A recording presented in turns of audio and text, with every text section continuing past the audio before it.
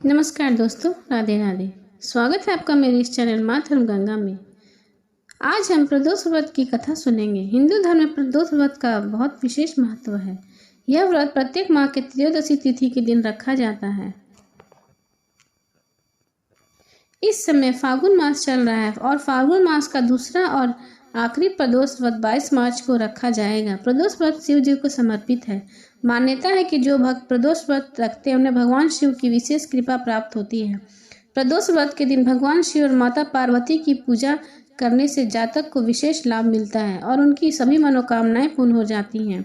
इस दिन भोलेनाथ की पूजा करने से जीवन की सभी परेशानियां खत्म होती हैं। फाल्गुन माह के शुक्ल पक्ष की त्रयोदशी तिथि की शुरुआत 22 मार्च को सुबह 8:21 पर होगी। इस तिथि का समापन 23 मार्च को सुबह 6:11 पर होगा। प्रदोष व्रत की पूजा शाम के समय होती है, इसलिए मार्च का दूसरा प्रदोष व्रत 22 मार्च को रखा जाएगा। इस दिन शुक्रवार होने पर इसे शुक्र प्रदोष व्रत कहा जाता है। धार्मिक ग्रंथों के अनुसार प्रदोष व्रत करने से भगवान शिव शंकर की पूर्ण कृपा प्राप्त होती है। इसे जीवन में किसी प्रकार का अभाव नहीं रह जाता और समस्त आर्थिक संकटों का समाधान करने के लिए प्रदोष व्रत अवश्य करना चाहिए। पद्म पुराण की एक कथा के अनुसार चंद्रदेव जब अपनी 27 पत्नियों में से सिर्फ एक ही पत्नी रोहिणी से सबसे ज्यादा प्यार करते थे और बाकी की उपेक्षित रखते थे, जिसके चलते उन्हें श्राप दिया गया था कि उन्हें कुष्ठ रोग हो जाएगा। ऐसे में अन्य देवताओं की सलाह पर उन्होंने शिव जी की आराधना की और जहाँ आराधना की वहीं पर एक शिवलिंग स्थापित कर दिया। शिव जी ने प्रसन्न होकर न केवल दर्शन दिया बल्कि उनका कुष्ठ रोग भी ठीक कर दिया और उन्होंने भगवान शिव को ही अपना नाथ स्वामी मानकर यह तपस्या की थी। इसलिए इस स्थान को सोमनाथ कहा गया। शुक्र प्रदोष व्रत की कथा। सूत जी बोले, प्राचीन काल की बात है। एक नगर में 3 मित्र रहते थे। तीनों में घनिष्ठ मित्रता थी। उनमें से एक राजा का बेटा, दूसरा ब्राह्मण का पुत्र तथा तीसरा सेठ का पुत्र था।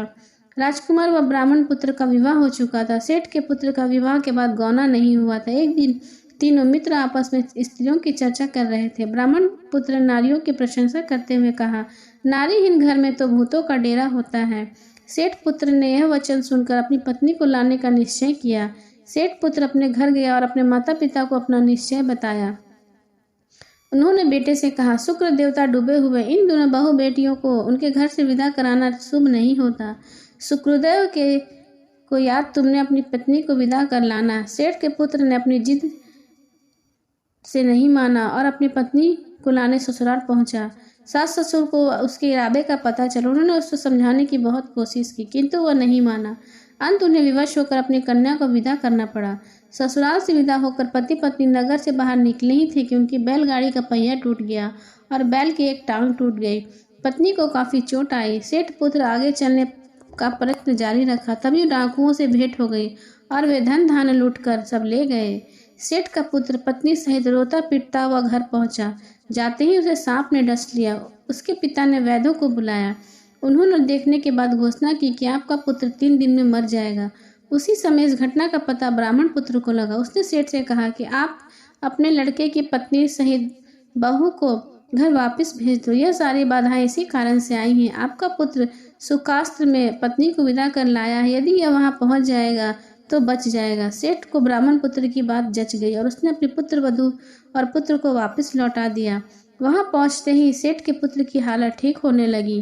तत्पश्चात उन्हें शेष जीवन उन्होंने साथ सुख पूर्वक बिताया और मृत्यु के बाद स्वर्गलोक को प्राप्त हुए।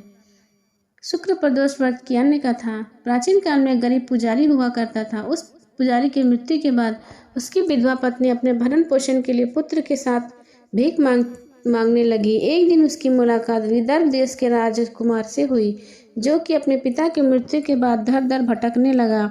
उसकी यह हालत पुजारी की पत्नी से देखा नहीं गया और वह राजकुमार को अपने साथ अपने घर ले आई और अपने पुत्र के जैसा रखने लगी। एक दिन पुजारी की पत्नी अपने दोनों पुत्रों के साथ सांडिल्य ऋषि के आश्रम गई।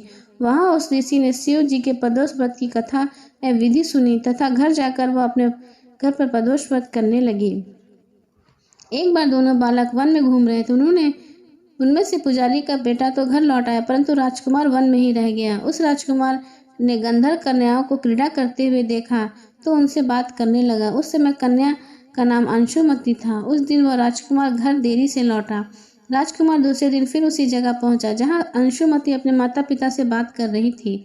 तभी अंशुमति के माता पिता ने उस राजकुमार को पहचान लिया तथा उससे कहा कि आप तो विदर्भ नगर के राजकुमार हो, आपका नाम धर्मगुप्त है। अंशुमति के माता पिता को वह राजकुमार पसंद आ गया और उन्होंने कहा कि शिव जी की कृपा से हम अपनी पुत्री का विवाह आपसे करना चाहते हैं। क्या आप इस विवाह से के लिए तैयार हैं? राजकुमार ने अपनी स्वीकृति दे दी। उन दोनों का विवाह संपन्न हुआ। बाद में राजकुमार ने गंधर्व की विशाल सेना के साथ विदर्भ पर हमला किया और घमासान युद्ध में विजय की प्राप्ति तथा पत्नी के साथ राज्य करने लगा। वहां उस महल में वह पुजारी की पत्नी और पुत्र को आदर के साथ ले आया तथा साथ रखने लगा। पुजारी की पत्नी तथा पुत्र के सभी दुख व दरिद्रता दूर हो गए और वह सुखपूर्वक अपना जीवन व्यतीत करने लगे। एक दिन अंशुमति ने राजकुमार को इन सभी बातों के पीछे का कारण और रहस्य पूछा। तब राजकुमार ने अंशुमति को अपने जीवन की पूरी बात बताई और साथ ही प्रदोष व्रत का महत्व और उस व्रत का फल भी अवगत कराया। उसी दिन से प्रदोष व्रत की प्रतिष्ठा का महत्व बढ़ गया तथा मान्यता के अनुसार लोग यह व्रत करने लगे। कई जगहों पर अपनी श्रद्धा के अनुसार स्त्री पुरुष दोनों यह व्रत करते हैं। इस व्रत को करने से मनुष्य के सभी कष्ट और पाप नष्ट हो जाते हैं। यह मनुष्य को अभिष्ट की प्राप्ति होती है। बोलो भोलेनाथ की जय।